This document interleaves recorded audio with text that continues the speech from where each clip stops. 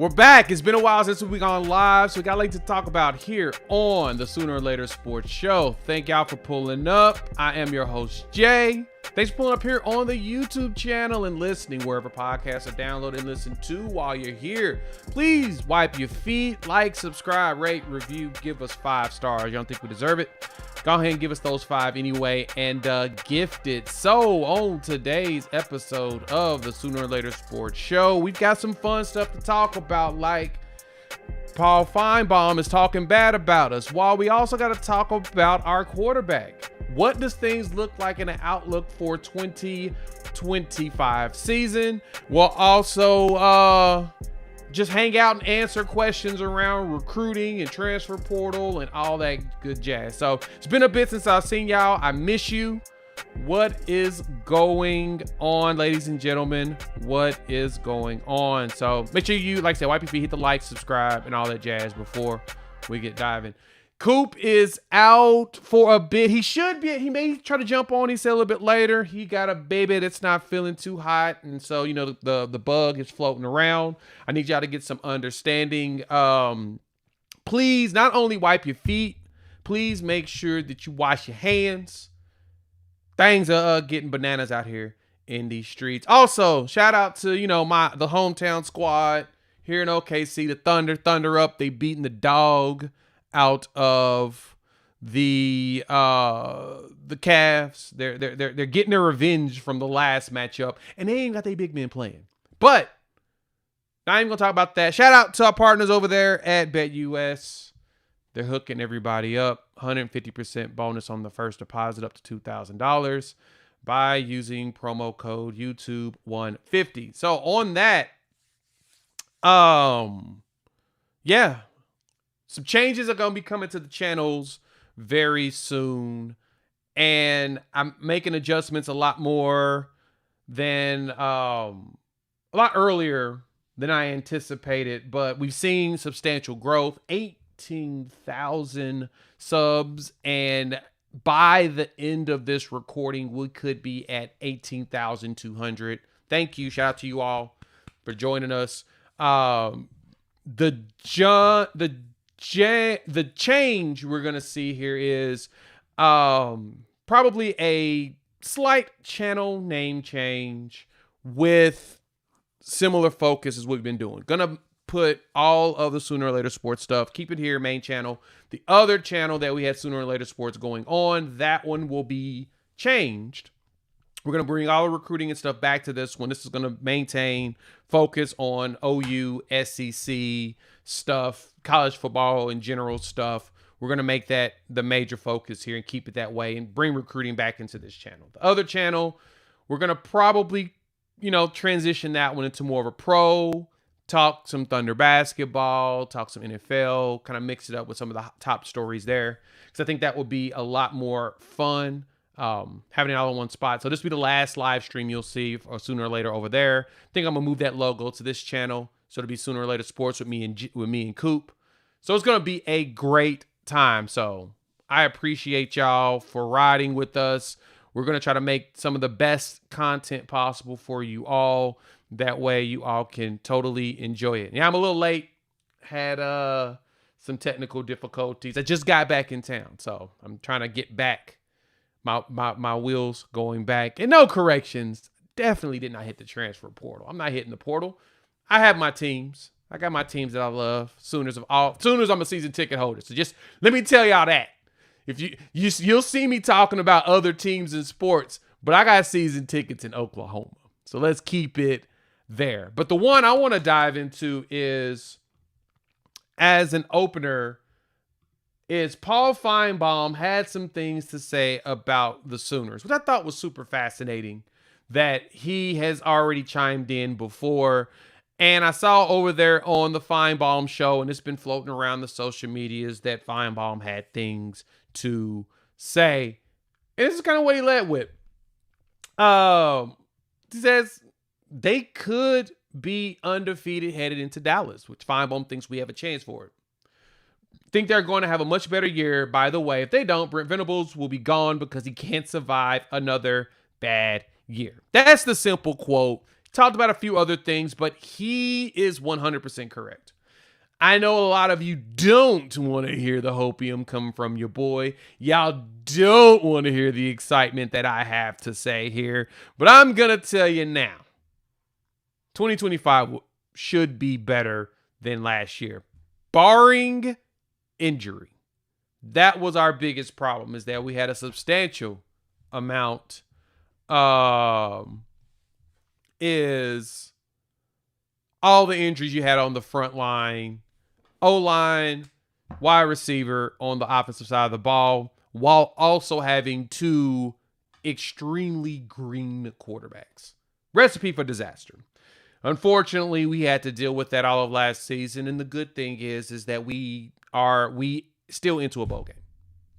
That's the thing that still surprises me. I'm keeping it buck. When you have all of that stuff line up bad, you're not supposed to finish at 6-6 and go to a bowl game. Should not. Because regardless of your blue chip ratios and how many good players you have on your team, when you're young, that ish is hard. Young players, they got to still adjust to the game, man. A lot of them learn quickly at just how fast the game moves. And they're like, oh yeah, this was not what I anticipate. I remember talking to a couple players here or there. Heck, I remember Richie Pearson chatted with him, once before here on the channel. And he mentioned going when he went to Wisconsin and they were learning the Rex Ryan defense, that he's like, it's a lot faster than I thought. Now, you adapt quickly, especially when you're talented enough. You will, but it's still it's a lot tougher than people anticipate. And I think for a lot of the players being tossed in there, the one conference you definitely don't want to start with a whole bunch of young freshmen and redshirt freshmen is in the SEC. That's where you're dealing with NFL caliber defensive coordinators, NFL caliber coaches. They're going to find a way, and a lot of the dudes end up in the NFL, regardless of the school. I mean, Mississippi State sends a lot of people to the NFL. You'd be surprised. Ole Miss, same thing. Vanderbilt's got some dudes in the league. They all send them. So it happens. So for me, as you all are hoping, 9-3 is about where I'm pushing between that and 10-2. We have the opportunity because, like last year, we're seeing a bunch of young quarterbacks, whereas this year, we're not the ones bringing in the young one. We got a dude that's a veteran. Thank y'all for pulling up. Hit the like button. New to the channel, subscribe. Rate, review, give us 5. Shout out to BetUS. They're hooking up the gamer. 150% bonus on the first deposit of $2,000 by using promo code YouTube150. So when I say that, talking about the guy himself, the man, the myth, the legend, John Mateer, who is now the starting quarterback at Oklahoma. Now, all the articles are being written right now. We'll talk DC in just a moment, because I know that is the big question a lot of people have, is what the heck is going on at defensive coordinator? There has been some news coming down the line. I'm going to tell you what I heard. I've been given permission to speak on what I've heard a little bit as well, so I can tell you some things, just not everything. But we are, as this is pointed out, we are the state of Alabama champions because we owned both teams. Thank God. we needed some moral victory here, right? After last season, but the defense was good. Top 10 finish in efficiency, top 40 in total defense and raw numbers when you bring in and take out garbage time from, team winning some of those games. Those numbers shrink. The team finished 7th in defense efficiency over at ESPN. BV had himself a much better defense, and we saw the improvement we hired him for. The problem is that he made the mistake on the offensive side with the hiring, and then you got Zach Alley leaving, and I'll explain that in a second. But John Mateer coming in with his offensive coordinator, I don't think people understand how much of a major game changer that is. That is what it is. Topher, shh. You're speaking out too loud right now, Topher. Keep that quiet. Thunder right now are cooking Cleveland, so we don't even have to talk about them yet. We'll talk about them on another day. Probably go on with PG on his Thunder Up podcast, and we'll talk more detail on that. So PG, fire up the cameras. Let's dive into that. But bringing in a quarterback like John Mateer with Ben Arbuckle, and there's another component to this that I saw. It was I think it was Stoya that posted this, but Jacob Jordan had a quote about working with the new offensive coordinator and everything that made me go, oh snap, this should even be even better for us going forward. You bring in Ben Arbuckle, West Texas kid, reminds everybody of the last coach that we had here. Yes, for some it does. But his offenses are built in those innovative ways. And he even talked about it himself. His offenses are very multiple. He's not out here just doing the air raid. He's switching it up from air raid to, West Coast to run heavy. Whatever it is that needs to be done to win the game, his offenses is focused on. Well, you get him in, and then you bring in the quarterback, one of the quarterbacks that was very successful in the system. I actually was watching, had a buddy shoot me he had some access to all 22 film, and he shot me some stuff of Cam Ward running the offense. And Cam Ward was cooking out there at Washington State before he left and went to Miami. Then you bring in John Mateer, who did what Cam Ward did, but he added another component to the game that Cam Ward didn't do. He ran the ball a lot. And I'm going to say it. I'm going to give you the comparison for John Mateer that I have. Hear me out when I tell you this. Some of y'all going to think I'm crazy. Some of y'all going to laugh at me. I don't care at this point. I'm going to tell y'all who I think John Mateer could be. Jalen Hurts. He can be Jalen Hurts 2.0. Similar game set. More of a strong runner, more power, less really finesse like you got out of a Kyler Murray who was just boom, boom, boom, shake and bake you, or a Caleb who was pure athleticism. I've seen it like crazy all around that people have been pulling up the Baker Mayfield moxiness, mainly because he's a white dude, 6'1", and some change, and he's tough as nails. Totally get that comparison.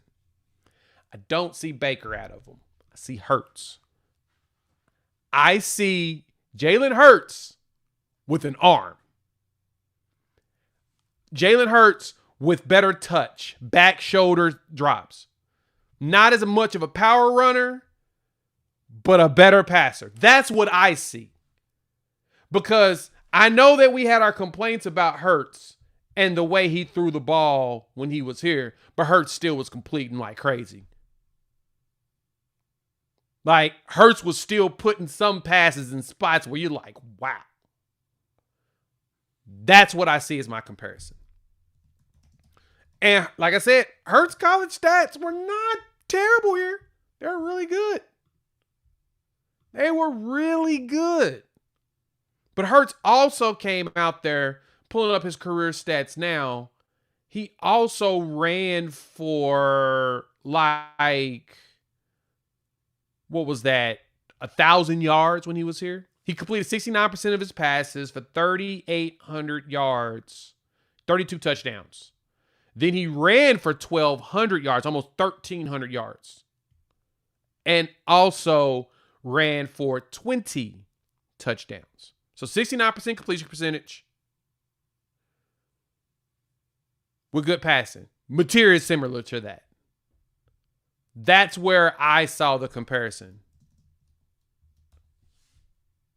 Y'all catch my drift? You smell what Jay is cooking there? That's why I say Hurts. Because everybody wants to call Baker. Baker didn't run as much as what Mateer does. And as our, resident Washington State fan, pray for you, my boy. Sorry about that. He says, trust me, Mateer is also a dog. He will will teams to win. Yeah. That's what barring injury. Knock on those woods. Everything about this dude's game is built like that. Last year, 3,100 yards passing on 64% completion.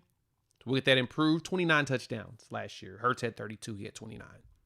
He ran for 826 yards and 15 touchdowns, where Hurts ran for 1,200 yards with almost 1,320 touchdowns. Similar game setup. And right now, they're doing the kids are back in school, so obviously this is measurable time. This is where everybody's getting their training in. I've been seeing stuff posted on social media like crazy about some of this stuff. Everybody's talking about how vocal John Mateer is. So that's where this comes here. More of a Baker attitude. He's from Texas. Lil Elm. So you get the Lil Elm attitude. Dude that was overlooked, chip on the shoulder that wants to prove everybody wrong. You get that out of Mateer. I'd say, great one. Hurts, the better arm. Baker, similar attitude, personality, similar type of moxie. And this is probably the big one to look at. Thank you, Primetime Vari. Hurts didn't turn the ball over much. Hurts was really careful with the ball. He had 8 picks. So he had less than double-digit in interceptions. Not something that you get very often. And yeah, Hurts did a really good job of taking care of the ball. Something that we need. If we eliminate last season in turnovers, we finished even Stevens across the board in margin, 0-0 side. Because we fumbled so darn much last year. We didn't throw very many interceptions, mainly because we didn't throw the ball very much. But we didn't throw very many interceptions. But we fumbled the ball a lot. Mainly at quarterback. Mateer doesn't do that. Protects the ball, holds on to it. He has that game. Now, Hurts did fumble some. He didn't fumble a lot, though. He didn't turn the ball over a lot those years. That is the key thing, Jimmy. But you raise a valid point. He did. But my point here, and what my argument here today is, that, and that's also probably the difference when I think this is actually a good one. Boomer 129 points is out. Hurts also like trucking people. Squatting 600 pounds, right? Now, I heard a video of somebody talking about Mateer in one play, and they mentioned like 600, squat 600. I'm like, he didn't squat 600. Now, he probably did. I may look like a fool by saying that, but I do know that he was high numbers when it came to the squats. The man was balling out like crazy when it came to that. And so we've got to talk a little bit more on that, but again, you got to bring in somebody else to talk through this. He looks healthy and he looks good. We got Coop in the house. Coop, let me grab my AirPods so I don't have feedback. What's going on, brother? It's all good. Well, I say it's all good with you. Yeah, no, I mean we're battling over here. Got a couple cases of the sicko, so I understand. Keep it cruising. So if it looks like I look terrible, I feel terrible. So, but you know what? But you look great. Hey, you look hot. Hey, listen. Beautiful thing, beautiful specimen. I wish I could believe you, but yeah, it's been the little one, man. She's really got it rough, and then the other guy, he never really feels terrific, so he's just like, meh, another day. Yeah, but look at you being an elite dad there, playing pops, which is beautiful. You continue to get yourself and them healthy on a regular basis. But hey, let's talk about this. Mentioned about Finebaum a little bit earlier. Think we're going to be better. And I had to point out the reason because this was actually an article that ESPN did this. Writer Tom Luginbill ranked the best transfer portal QB fits and their destinations. Who's number one, Coop? You tell me who is number one. Well, I'm assuming since it's ESPN and it's Luganville, it's probably going to be Carson Beck. It's not. Is it Mateer? It's Mateer. Oh, Mateer was okay. number one on the list of best fits. And the reason being, and I'm telling y'all what he said. I'm going to read it to you. I think it's ESPN Plus, or it probably is. It is. I don't really care. When Oklahoma hired Washington State offensive coordinator Ben Arbuckle, Jim II, Mateer's move to Oklahoma seemed to make too much sense. He knows the offense. He has played at high level, and we'll see the return of some of Oklahoma's injury targets at wide receiver. You'll get Deion Burks back. You'll get Jay Gibson. Mateer is a very tough player to rush because he gets the ball out of his hands fast. He also is a solid runner who can get out of trouble and extend plays. Mateer will be like another coach on the field as he helps tutor the personnel around him. Having a coach and a play caller you trust, combined with an experienced quarterback, could be the magic needed for Oklahoma to get back on track in 2025. Coop, that's the Sooner magic we're looking for. It's quarterback and an offensive coordinator that are in harmony and that we've seen actually produce results together. Yeah. I mean, I know you're shocked that they gave us love. I know you're shocked. It's okay.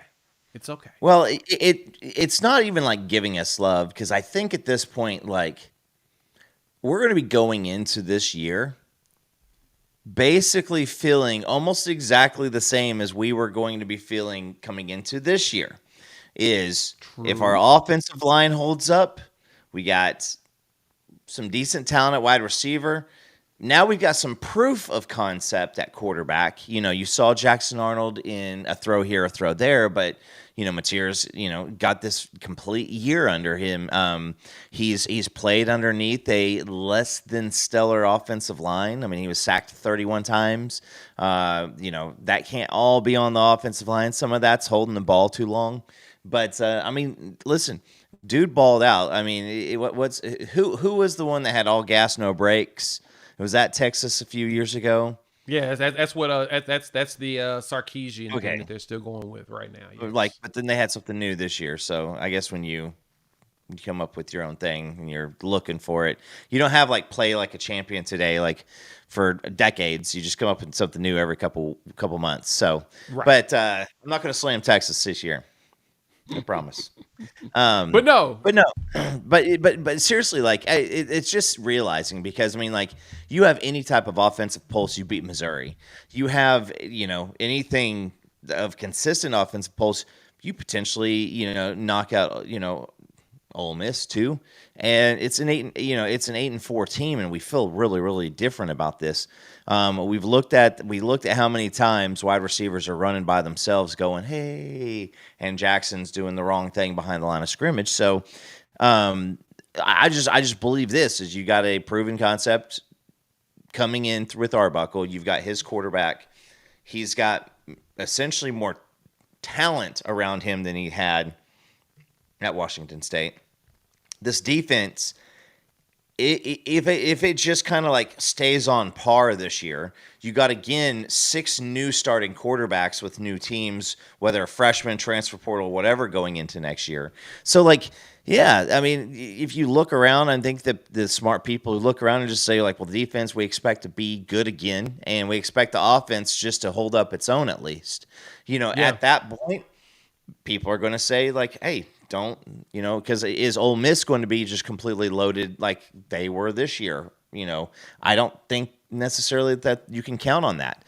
I think Tennessee doesn't look as daunting as they did coming into this year. So the SEC is going to be wide open again next year, Jay. And you know, it's kind of crazy that we get here and then all of a sudden it's like it's you know, second year you're not going to have an SEC team, you know, win the title. And I don't know if there's an SEC team going into next year that you're like, let's put the money on them because they're going to look good.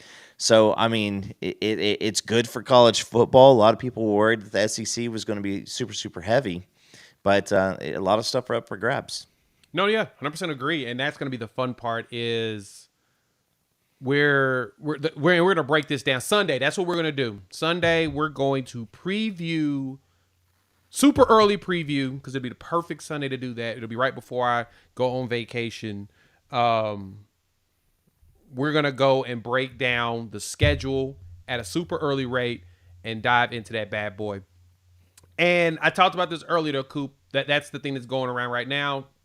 You know, first off, shout out to our partners at BetUS. They're hooking up the gamers. 150% bonus on the first deposit of $2,000. 125% bonus on your second and thirds by using promo code YouTube150. That testing is going on this week. People are out there getting their test in. Players are in, so they're going through the workout stuff. We saw a video of Schmitty talking to the guys as they're going through all the workout. You got a little bit of a preview of Mateer running, right? You got them, kind of got them going, which is kind of funny. But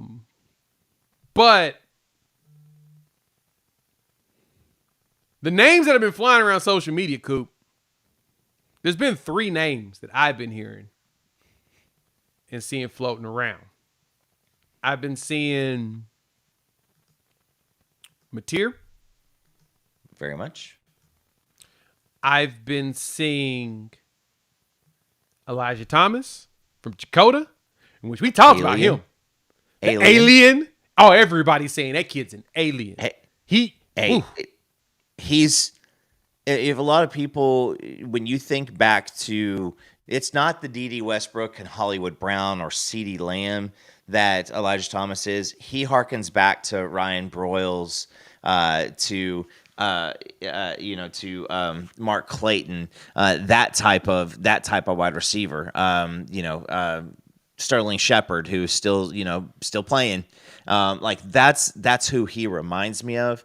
He's just got his body, his body control is elite. His focus while running, there's a difference. Like, we've all played backyard football when your head's going bouncing back and forth like that, and it looks like Armageddon's happening around you. You watch him run, he's just so fluid. And here's the thing: is like he sees things people just don't see. He sees angles really, really funny, whether it's running or the ball. He's going to make some plays, and they're going to rewind it, and it's not going to be like CeeDee Lamb's one-handed catch that wasn't a catch, to where you're just like, that's just ridiculously dirty. Like, there's going to be stuff where he snatches the ball between a defender's arms or something, and you're just be like, how did he do that? Like, those are the things that he's really, really adept at. Yeah, I've been seeing the let's put it this way. One place where we had concerns, what was wide receiver going to look like, because I've seen y'all in the comments. Don't get it twisted. Don't play. I've seen a lot of y'all in the comments. I've seen y'all over here as well as Locked On Sooners. We should go sub there. I've seen y'all on the social medias hollering at us and stuff saying, hey, what's going on with these wide receivers going forward in the portal? And I kept telling y'all over and over, got some guys that I think are actually solid. Very much. First, you brought in Elijah Thomas as a true freshman. He may be one that actually can step up and get some game early. I think he's going to be the one that's going to be the hardest to keep off the field. I think Manny Choice has some refinement, but he's got the size and his measurables, and he actually is living up to the hype of his size and measurables. You still got Ivan Carrion as well as Zion Kearney, who had the messed up ankle and still was balling out. Got that touchdown. Cool. From there, the transfers in. Josiah Martin's young. That's a good thing. So he'll be able to add to the young players. You're also going to see from him to Giovanni Gibson. Yeah. He heard that he's testing very well. Very well. Jay, remember going into the season, we're sitting here in the summer, this past year, and I said, what's crazy to think about is the most athletic talent is found in the backups and the 3 deep. Yep. that's kind of where like the recruiting got away from, and we forgot about it under Lincoln Riley, and now like BV has brought it back. Now listen, testing and all that mess and hype, and the conversation during talk season, which started a couple weeks ago and goes until last week of August. Like everybody is going to look like a freak. Ivan, carry on. At some point, somebody is going to say on some podcast he's going to have 1,000 yards. At some point, Elijah Thomas is going to be freshman All-American. At some point, Kip Lewis is going to be, a Butkus finalist. Like this is the talk. So, with all that being said, it's good to be excited about some of these guys. Like you made the comment about Josiah Martin. Like that's one of the wins that you kind of forget about. You also had tons and tons of guys like Trent Wilson in practicing with the team for the bowl game. Like that's kind of a big deal. You have Foje and Fasusi, which are out apparently just doing big lineman type things at the camps that they're at and then showing out. So carry on, yeah, carry on, Espanol. Trying to get better. I've been taking some classes, so don't be talking about me. Let me roll my R. But anyway, I gotta have it naturally. If I get called out on it, I won't be able to do it. But no, it's we're just getting to that spot because how many guys that we kind of just I keep on forgetting about Danny Okoye. When I'm looking through these lists and I'm starting to think about guys, the second year in the program, like. Does Akinkumi, does a guy like Iasosa, our boy Isaiah Autry-Dent, like do these guys all of a sudden become a little bit more vocal and start pressing some of these younger kids? Because listen, you're still a leader, and until someone takes your spot, you're still the champ, and you got to play that way because Fasusi's coming for somebody's spot, and so is Lava, and so is Hollenbeck. Every single one of these guys are going to come in thinking that like we could do something crazy because they're having those talks in their side text, strings. Yes, 100%. They're trying to take jobs. We just saw Darius Avalafa in a video going against KJ Ford, which I thought that was pretty huge. We're also going after KJ Ford. So you get yourself two players that, get to see each other. But the question in here that's been asked, too, there's been a couple of questions in here, a couple statements. I'm going to come in and call through. We'll talk about defensive coordinator. We'll wrap the show up with that because, like I said, I'm going to tell y'all what I've heard and I've gotten permission to speak upon. But I'll mention that in a minute. But there was one in here around offensive line. And, Coop, you pointed out exactly where my offensive line concerns aren't as big now. Mm-hmm. Bringing in 2 top 10 offensive tackles in the country. 2, not 1, but 2. Because our biggest problem last year was tackle play. Mm-hmm. Logan Howland was a converted tackle from tight end. So he was still learning. So that's why he didn't look this polished. Is still. And he had his games. He's had a game here and there where you're like, okay, but he's not as polished. From him to, you had to play Spencer Brown a lot more than you probably wanted to. I know. Don't shoot me, but you had to. All because you're dealing with a bunch of injuries and young players, very young. But Fasusi and Foje walks in at the size and ability that you think you could start day one. They probably could steal a job, but they won't, but they can. Yeah. Sexton and Taylor played really good when they were healthy. Your interior was shifted when you had Hatchett to come in due to injury. You go through 3 different centers. That stuff hurts. But Troy Everett, knock on wood, comes back solid. Ozaida will have an opportunity because I think he'll be good. EPL has a year under his belt. Now you can unleash the beast. And I think Weiwu, after 1 year with Beatonbow, it's going to look dramatically different next year. Think about the way McKay Matauer did. McKay looked, a lot of y'all was like, I'm out on this dude. Nobody wanted him on the field, around the Everybody field. Was out on him. Adjacent to the field. Nobody wanted him up above. You could get a Dr. Seuss book full of, wacky. Nobody wanted him anywhere near the field. And then when he's getting tossed out of the stadium, he became a fan freaking favorite. And all of a sudden everybody's like, holy crap. he's our best offensive lineman. So everybody wish he could have came back another year. I'll say that. People would have loved to have him last year.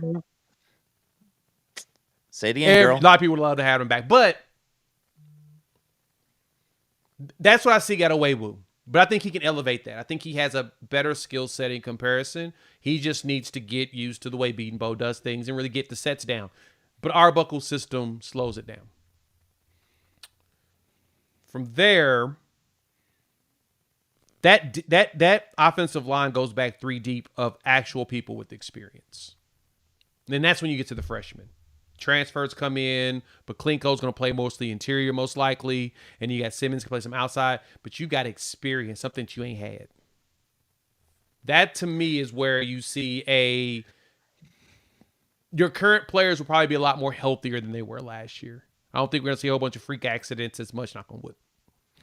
So you do that, and you give Mateer just enough time, because he does get rid of the ball really quick. Like I said, I've watched some of the All-22 from a friend of mine that sent me, and I'm just like, oh, wow. And I'm glad that balls. I'm glad that you said that too, Jay, because but let's be honest, it doesn't matter who we rolled out there at quarterback this year. Do you think that either of those guys had a very, very, very confident plan of action when the play call came in, or do you think it was just let's see where this takes me? You know, right. That's the thing with Mateer being a little bit of an older guy, a guy who had a successful season this past year, had some tutelage the year before, and you're sticking with him is when a play call comes in, like he's going to be calling that play, and you got to think that like in order, you know, read 1, read 2, read 3, he's looking at receivers and like he knows what's going on. And then when the defense shows him something, he's going to have, now, is it going to be faster this year? Sure.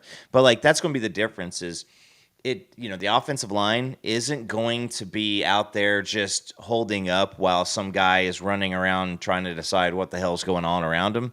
Like they're going to be holding up while Mateer knows where he's going to go. He knows he's going to have a little bit better of an internal clock, so he's going to be able to get out and move around. And I think that's where people are starting to kind of realize that, like, yeah, with Jackson Arnold, all you had was a turnover-prone bowl game where he kind of wasn't set up for success.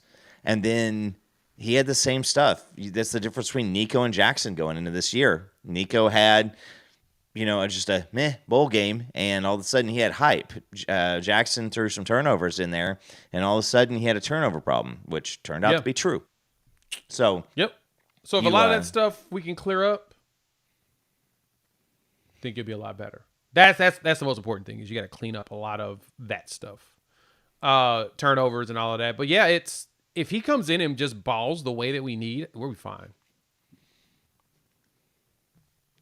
100%. Yeah. That's what the difference maker is. As long as he just has a competent offensive look with the way this defense played last year, and the defense is going to be better next year, guys. We're ready to bang that drum already? Yeah, I am. It's been consistent in the Brent Venables era of coaching defenses that always go up, and we bring back. I mean, it sucks to lose Stutzman, sucks to lose Billy, but I think the young bulls right behind him are ready. Period. Yeah. Stutzman was just freaking. Yeah, Stutzman was just. Yeah, I'm gonna miss him. And he cared on top of being talented. That's what's gonna get him being drafted late. There's that. And I say this is, I think early in the year, we're going to miss some of the big plays that Billy Bowman just was known for up around the line of scrimmage. I think that we're going to miss a couple of those things as RSJ and Peyton get stuff kind of ironed out and get each other a feel. I do think that we have a better chance to be more elite at safety by the end of the season than we were this year. But yeah, I mean, if we're ready to bang the drum, I'll just be this. When Marvin Jones Jr. picked us, I was like, all right, well, let's see what happens. I talked to some Florida State guys, and then I think that some conversations that Gabe and Teddy apparently had. Guys, I'm just saying, with if that guy really has figured it out, if he's matured and now he's kind of a all chips to the middle, let's go all in, just like BV is. Like, guys, I think I'm there too. I think I'm there on this defense being better. If this defense is just what it was this year, I'm still. That's all happy. that matters. It could be better. It could be better because, you got some of the freaks coming up with Nigel and Danny and Gilmore. You've got those guys coming in. You've got some of these younger kids like Omasigo. He's ready to make his turn. He's ready to make his play. Kip and Kobe. Kobe could have just a silly year. I mean, an absolute silly year. So, I mean, there's a lot of positive that could happen. And on the defense, I don't think that I would overstate that. But I being better than, there's a chance it's better next year, Jay. I'm there. Yep. And the chat has already engaged in the deep lore of DC searching, and we'll talk about that in just a second. But to kind of point out what you said, which is literally the thing to keep in mind here, that this is why I said the defense will be better. The offense is going to be able to, take some of that time that the defense provides them. You don't fumble 5 seconds after forcing a fumble at the 5-yard line. You probably win the game against Tennessee. And Jay, I'm just saying, from Tennessee on, at what point did the opposing team's offense or defense feel like their whole playbook wasn't at their disposal? Like, when you get up and get a lead and you know that you can put some pressure and put some people behind and you take away one side of the ball because they got to play faster, like, we didn't have any of those benefits. So not only was the offense just turning around and putting the defense back on the field, the other team's offense literally could just operate freely every single game because they weren't playing from behind. They had the whole playbook at their disposal. So, I mean, that's going to help out the defense too. And also, like I said, the baseball analogy of, there's a difference. There's guys that can go out and they can throw 121 pitches in 8 innings and they're ready to roll and it's great. And then there's some guys who they may go out their next outing and have to come out after 89. It's not the fact that there was 121 the week before anything. It's the high stress plays. It's the high stress pitches. And so in a football perspective is when the defense can't let anything happen every single time that they're out there, it takes more out of them. It takes more emotionally. It takes more physically out of the defense. So you don't get to really just play freely. You're always playing under pressure and under stress when the offense literally has zero, assistance to offer. Yeah, no, that's right. And, Billy Benson points out pass defense wasn't good, brothers, ranked in the hundreds last year. No, it didn't. Last season, the defense was ranked 43rd in raw numbers. It was 43rd in the country. I'm looking at it right now. Number 43 in college football was Oklahoma, average giving up 203 yards per game in passing. It wasn't ranked in the hundreds. And I did the stats a few weeks back. We held everybody, I think it was all but 2 teams, at or below their season average as far as points per game. Yep. Everybody on the schedule. And Alabama obviously significantly under. There were a couple of those teams. I think LSU was right there and South Carolina. So, I mean, like. And I'm looking at all these ranks right now. So when it comes to everything, just passing, passing yards, rank. I'm pulling this up on the beta ranks and stuff now. Defense was very good. So defense, the passing was not as strong as the run, 100%. Efficiency wise, it wasn't as high as the run. The run efficiency, I think, was number 2 in the country. Yeah. Well, I mean, or finish top 5 once you add all in these, these additional playoff games and stuff, because that adds to the statistics and stuff. But I digress. Yeah, and ranked high. And I mean, like last year when Iowa had this super daunting defense. What did they play? Was it Penn State or Ohio State? And they just literally got the crap kicked out of them, like, something to 35-0 or whatever. And then they go and play Tennessee. And I think it's about the same exact situation in the bowl game is, they actually, when they played anybody with anything resembling an offense, they didn't hold up. Well, this defense held us in every single game. I mean, we were in every single game. LSU and maybe Texas, the only two. Well, I guess South Carolina. I mean, that doesn't even count as a game. It really doesn't. But that wasn't the defense's fault. That was the offense. The offense handed the defense a 21-point deficit and said, "Yeah, 0-0 is better than -21, isn't it?" Right. Yeah, and good thing for us is we talk about. Shout out to the Thunder, win 134-114 without either their big men. They went out there and got the dubs. So shout out to the Thunder, got that W. You go ahead and close that window, as I told people that was going to happen. But it's all right. Get that. Getting revenge against the Cavs. So now it's 1-1. Love it. Now they need to go finish up and get the number 1 seed overall so they can own the playoffs. Anyway, back to the defense as we're growing. Think I'm pulling up, hit the like button, new to the channel, subscribe, rate, review, give us 5. One last thing on, Les posted this. I saw you when you posted first time. I had you actually check marked. I'm going to point this out. From all the testing or whatnot, you all saw Jiren Kanik posted a jersey of number 12 for the Denver Broncos. Then Kanik deleted it like a butthole. But what it sounds like is Kanik is playing everywhere.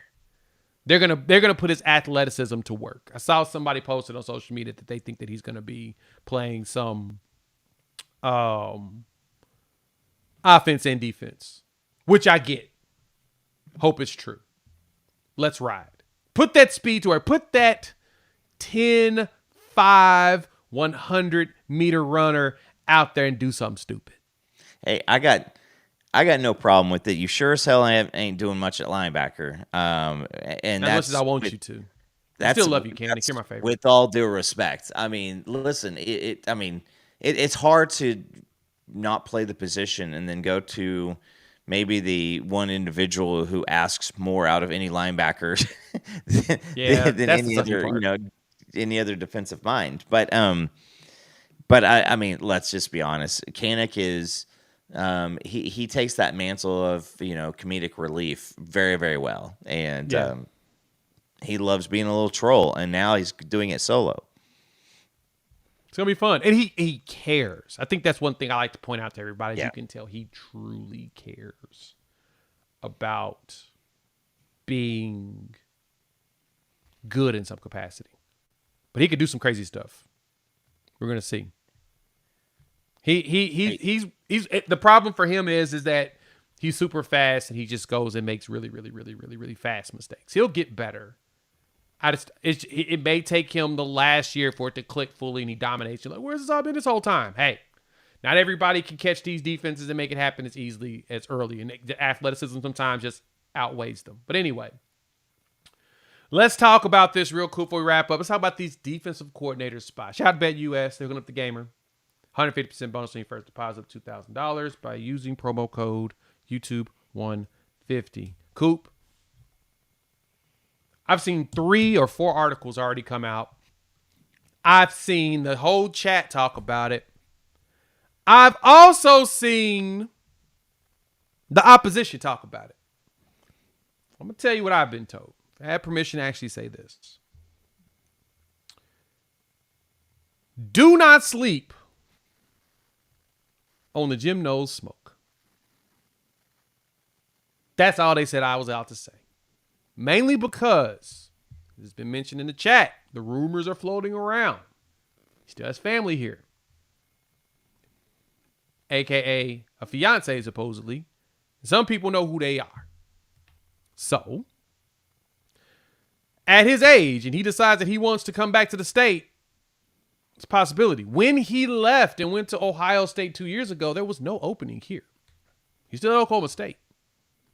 He took the job at Ohio State instead. Brent Venables was hired, and at that point, you figured BV was gonna, do his thing. But we'll see. If anything, I thought it was wild just to see 2 articles go out, Coop. Like, dang. And I don't even know if he's even, honestly, it's funny because I think the one thing that I've been seeing people say about this is he's going after it because of an opportunity to be a head coach, or he's trying to get that bag. I do not believe either one of those two are it. Because the one thing, though, we know, I put it this way. Things go a little haywire, a little weird. You have him and Ben Arbuckle. I don't think that it goes weird. I don't think it goes. Because defensively, him and BV are similar. BV likes to run a multiple D. You've seen him shift from just 3-3-5 into 4-2-5s on a regular basis with the cheetah. Bear fronts. You've seen him do a lot of different stuff. Knowles is similar. The other name that's still being constantly brought up, of course, is Wes Goodwin. I have heard there is smoke there as well. Because I'll put it this way. What Clemson just recently did made me say, okay, this is probably really, really real. And this is why I said the smoke is legitimate on the nose portion of it. Clemson, someone, I can't forget who it was, they put out a tweet about Allen leaving Penn State, Tim Allen leaving Penn State to go to Clemson. Coop. Mm-hmm. When he went there, basically said that this dude's only going to be defensive coordinator. He ain't got to recruit. Yep. Staff's job is to do all the recruiting for him. But that is also because of the new NCAA rule that allows for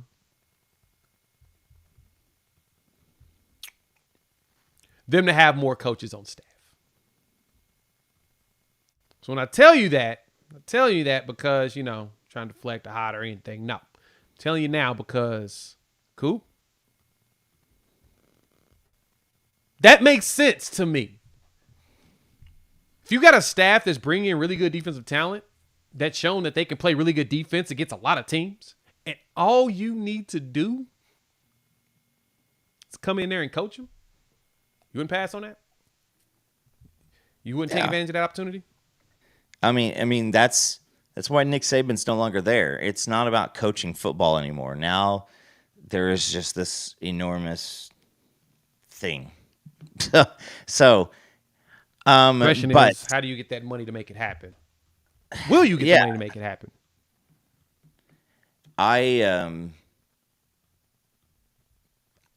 would say this. Within reason,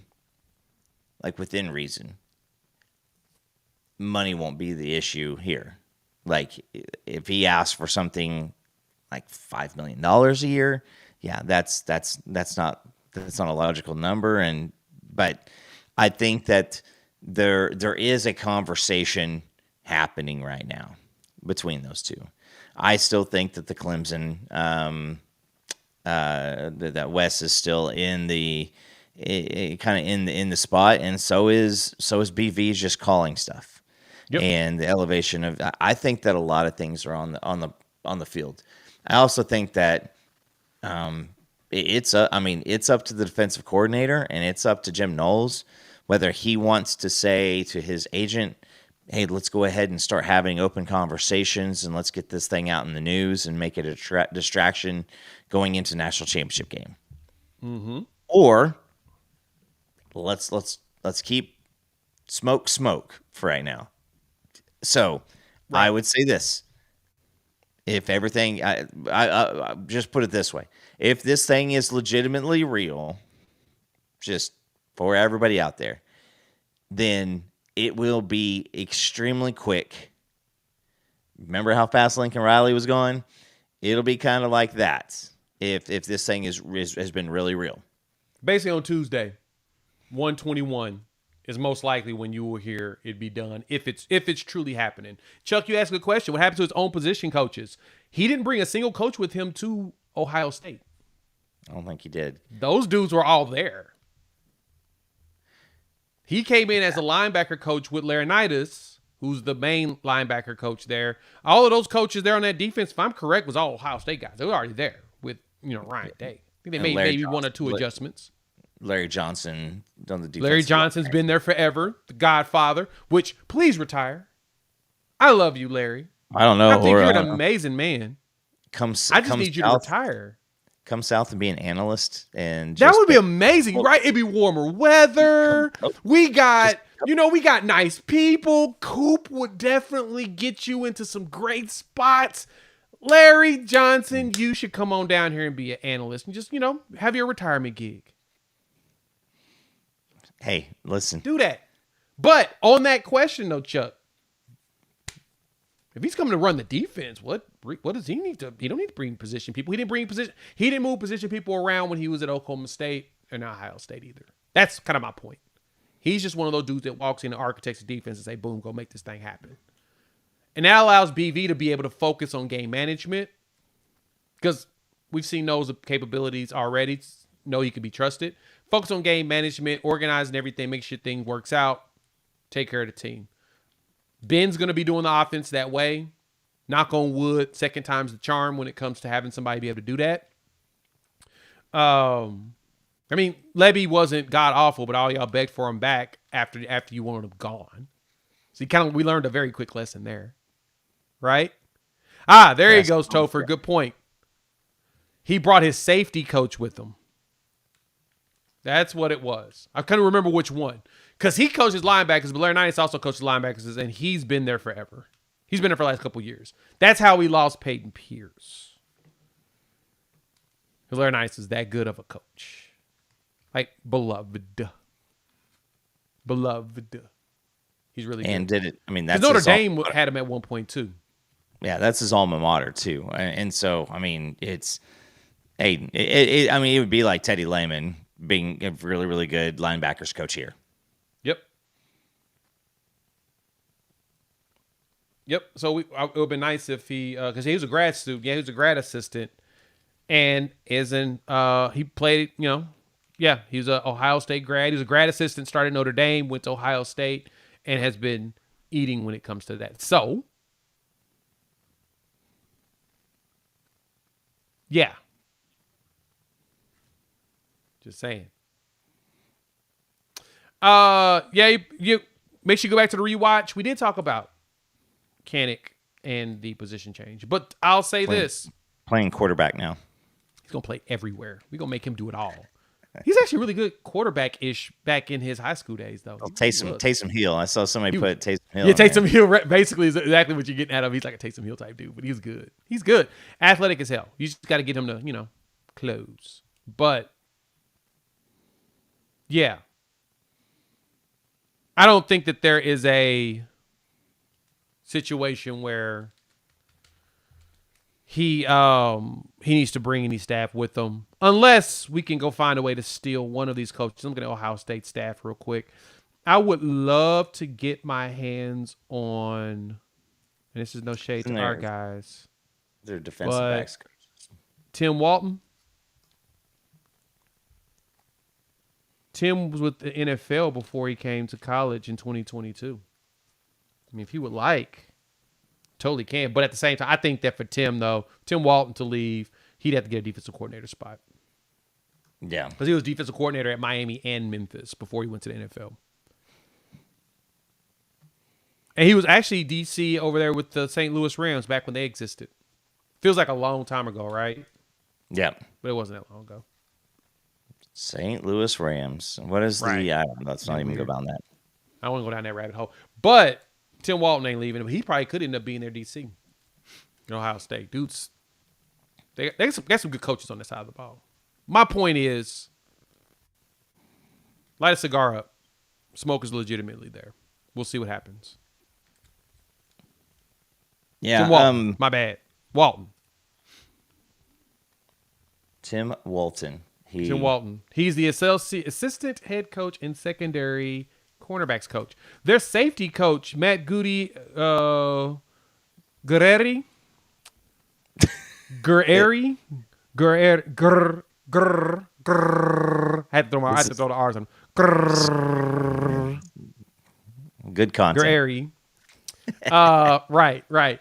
He came to Ohio State in 2024, but he's at Indiana and Ohio State before. So I don't know if he actually came in with. He can come from Oklahoma State, so I don't know. So far, I'm going to look this up. I'm going to go through all these coaches now and figure out on defense who in the heck coach somewhere else. But Larry Johnson is the dude himself, the man, the dude playing the dude. We need Larry Johnson to retire. He the GOAT. 10 years Ohio State, all those edges and linemen he's had. Good Lord. Well, what you need is DJ Terry to go, maybe go in the 4th or 5th round, get on a team and, have some good buzz about him, going, get some good buzz. And then next year that draft Dom Williams. And then all of a sudden you start to train with probably Jaden Stone. And, listen, we can have Bates right back up there again, but you're going to have to do it and it's going to have to crawl because,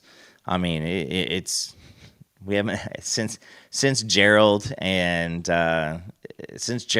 we've had a couple guys like your Jordan Phillips, those guys kind of go and just unexpectedly do a lot better in the NFL. Jalen Redmond's doing himself a good job. His season's over now, but we need to see. LJ he's getting older, but Bates needs to get this run of D tackles to really go through the NFL and start making splashes. Yep.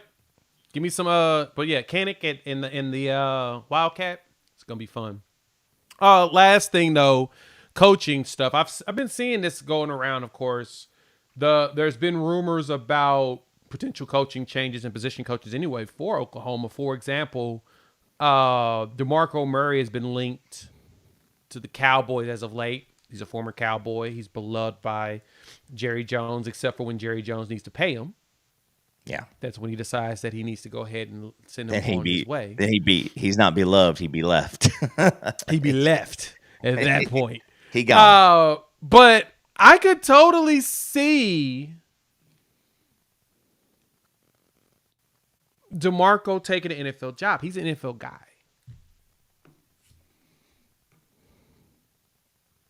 And that makes sense. It'd be DeMarco, Deion Sanders. God. Could you imagine Coach Prime with DeMarco Murray? Oh, bro. And then guess what? It would be like the Expendables as the head coaching staff at the Dallas Cowboys. You'd have Michael Irvin coaching the wide receivers, assistant coach T.O., hell, I don't know. Who do you bring back to coach? Deion, does he coach the defensive backs, or does he bring back, somebody else to do that? But I don't think that Deion is going there. I do think that he's getting there's a lot of heat, and he's going to get his name's going to be attached for the next couple of years until he finally goes, or he kind of pulls a Lincoln Riley and just it's not as alluring anymore. Yep.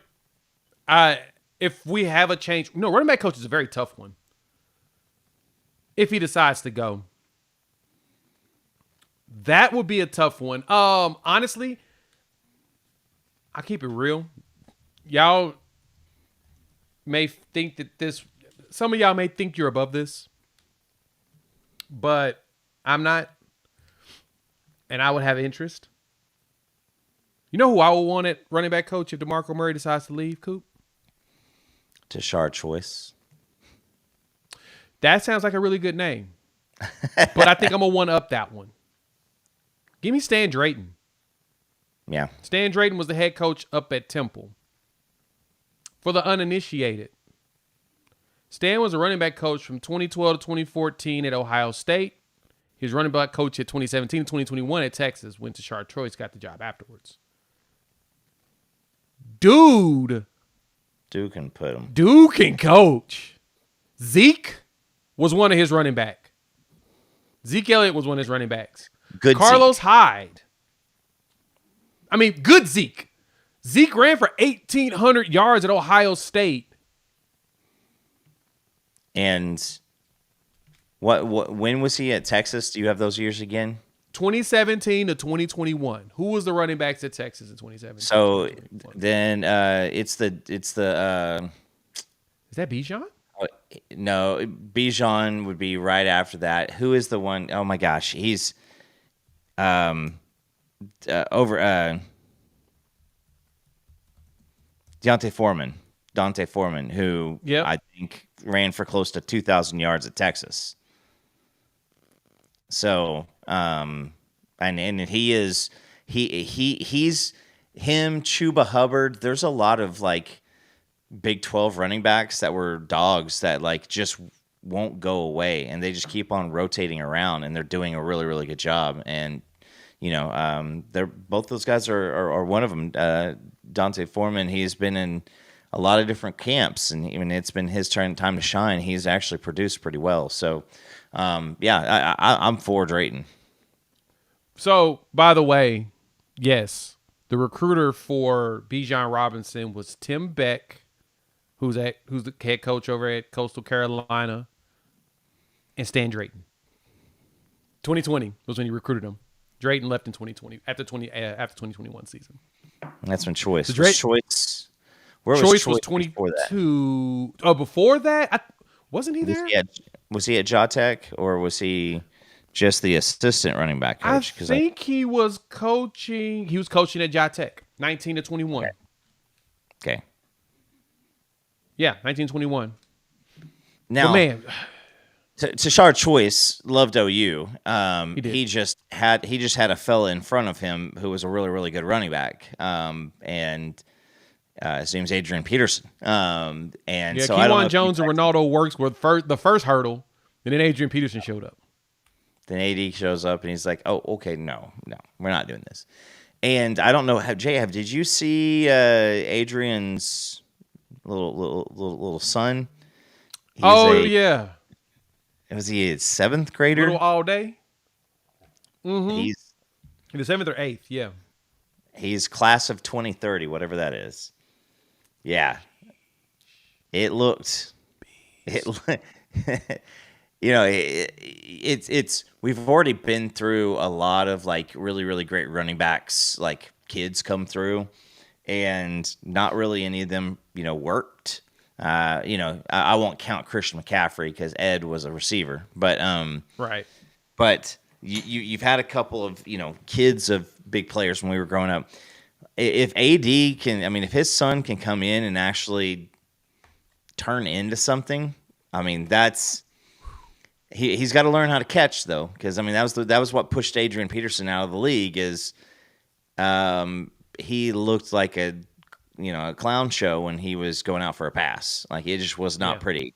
And in pass, I don't know how you can be 6'2", 240 and be so bad at pass protection. Just stand there and stay in front of people. But I digress. But no, I'd love. If he stays on the strain, he needs to help Daddy pay off all those bills. Yeah, it's true. And NIL could help that. He'd kill it. He'd actually kill it there if we're being 100% honest. But you know who else? Oh yeah, Stan Drayton was cooking as a. I would like Stan as a former head coach at running back coach. I would like him. Here's some of the names that he was a primary on back in his recruiting days. You ready, Coop? Roll that beautiful bean footage. Cam Newton. Never heard of it. Chris Rayner, former running back for Florida. Here? Yeah. Yep. Because he was there at Florida from 05 to 07. Marshawn Latimer. Okay, South Carolina. Blew out the knee. Otherwise, we would know more about it. He would be more of a household name if he wouldn't have completely Maurice Claretted his knee. Right. Jaden Blue. Okay. Jonathan Brooks. Who is was the number one running back picked this past draft, right? Yep. Just a couple of names. The Pouncey brothers. Okay. So he gets linemen too. Like he just recruits his butt off. Denzel Ward was a corner that he was a primary for when he was like, how do you? Like he's getting everybody. Riley Cooper. No God. I'm just throwing names at y'all. Names that y'all have heard of. That this Ezekiel Elliott, he was a secondary on. Same thing with Bijan. I would like a Stan Drayton in my life. Or Rashad Samples. Wanted him to be the wide receiver. We got Samples is coaching running backs for SMU currently. And I mean, where is Samples at? He's a SMU, isn't he? I think he just took SMU job, didn't he? I think so. Let me see. Where's Rashad Samples? You haven't heard much recently. Where are you? Google. I'm Googling it now, but I don't see anything of him going anywhere. Oh, he's at Oregon. Yeah, he's at Oregon. Yeah, he stayed at Oregon. He didn't leave. He ain't coming here. unless he just wants to get back closer to Texas, like right. Unless Dan Lanning ends up an NFL job, because those jobs that's happening now. Yeah. Samples, Houston, Texas, SMU, Los Angeles Rams, Arizona State, Oregon. He's done a good job. There was no Chattanooga, Westchester State, Westchestertonville, State Mount University. Nichols, Yeah, School of the Blind. None of that. Oklahoma we got all the A&M. legitimacy there, sir. So yeah,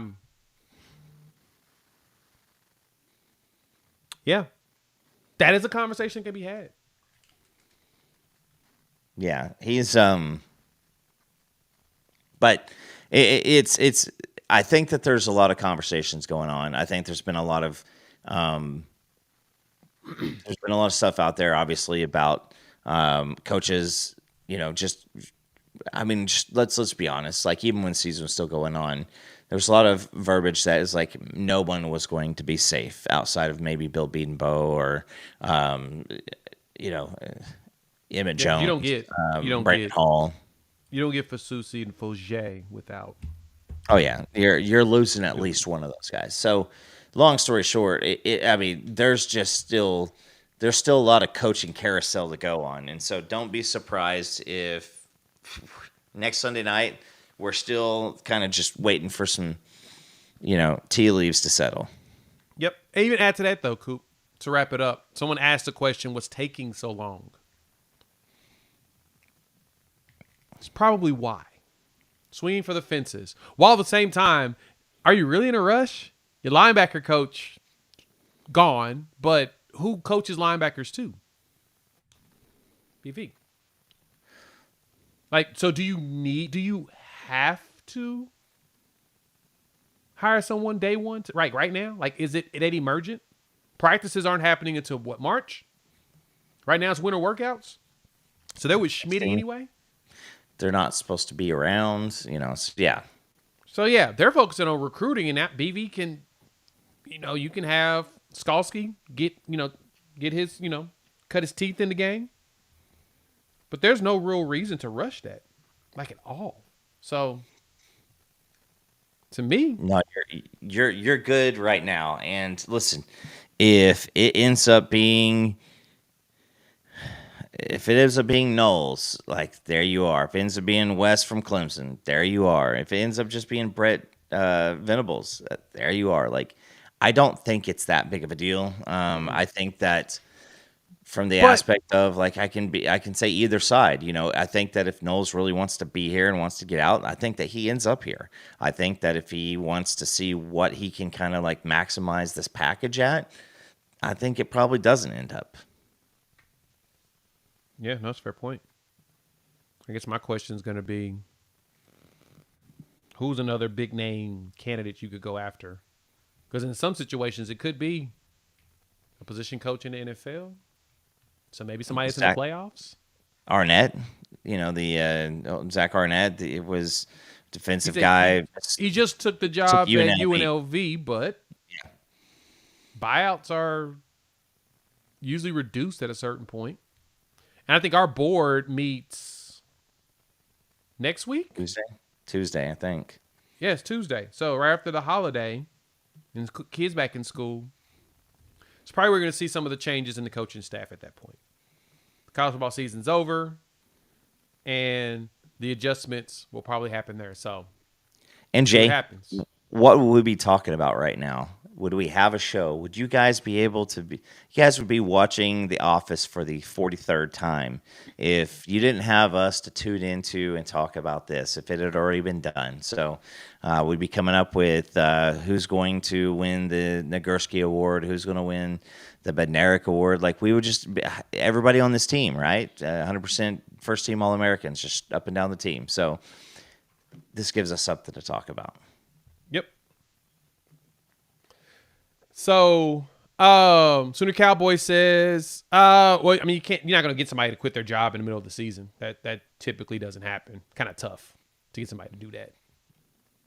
I mean, you usually only have people available when they get fired. So, all right, we're out. Thank y'all for pulling up. Hit the like button. New to the channel, subscribe, rate, review, give us 5. Shout out to BetUS, hooking up the gamer. 150% bonus on your first deposit. $2,000 by using promo code YouTube150. We will chop it up with each and every one of you later. This weekend, we will go through the schedule. I'm going to tell y'all now. Schedule, we're going to go through it. We're going to give our first impressions as the first transfer portal window has quote-unquote closed. Even though we got one more game left, we're going to look at that, and we'll also preview the Natty game because that'll be fun to talk about. We're out. Peace.